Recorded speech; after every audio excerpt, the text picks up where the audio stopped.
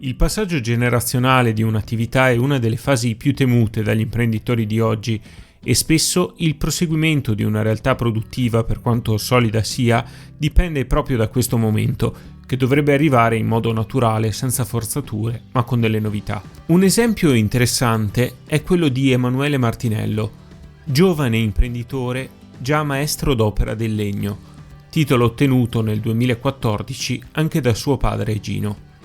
Con una decina di collaboratori, Legno Mart propone serramenti di una qualità molto particolare, caratterizzata specialmente da finiture eseguite a mano, con estrema attenzione alla sensazione tattile e alla precisione degli innesti.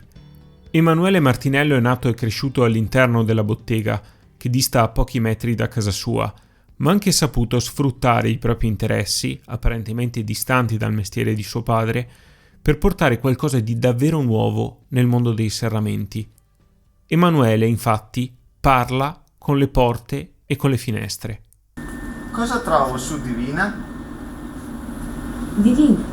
Questa finestra prende il nome tratto da Eleonora Duse, la quale fu soprannominata da Gabriele di Annunzio, in quanto sul palco si dimostrava essere la più naturale possibile per la sua eleganza e bellezza. Dice loro di aprirsi o di chiudersi, di accendere o di spegnere una luce, ordina loro persino di attivare l'allarme.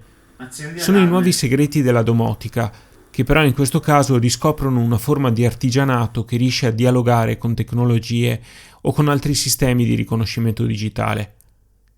Quindi una porta che si apre a comando o con un'impronta digitale, con uno smartphone o con una chiave che non va inserita da nessuna parte, diventano accessibili anche sulla facciata di una casa di gusto rustico.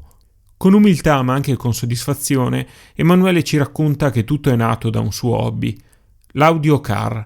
Partendo da una Peugeot 206, Emanuele è arrivato ad applicare l'idea del sonoro anche agli oggetti in legno che produceva, riuscendo a proporre qualcosa che ancora sul mercato si vede poco. Questa trasformazione è avvenuta, un po' alla volta e sicuramente l'esperienza ha fatto sì che ci sia stato proprio un passaggio naturale e un percorso che sembrava quasi già tracciato. Non solo, mio papà è stata una linea guida.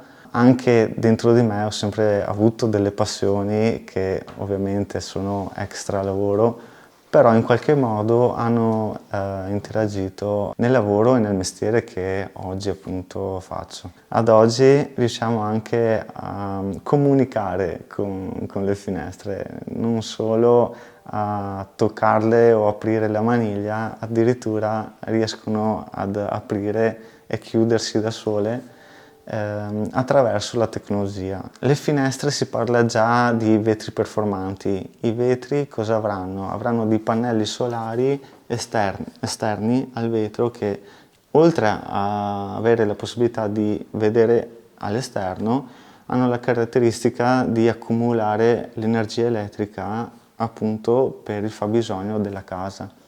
Sicuramente sì, quando si sente una passione dentro è giusto esprimerla in qualche modo, è giusto riuscire ad applicarla, perché solo in questo modo una persona sa esprimere i propri gusti, le proprie emozioni e metterli in pratica appunto attraverso i suoi talenti, che con una passione il talento è naturale. Accendi allarme.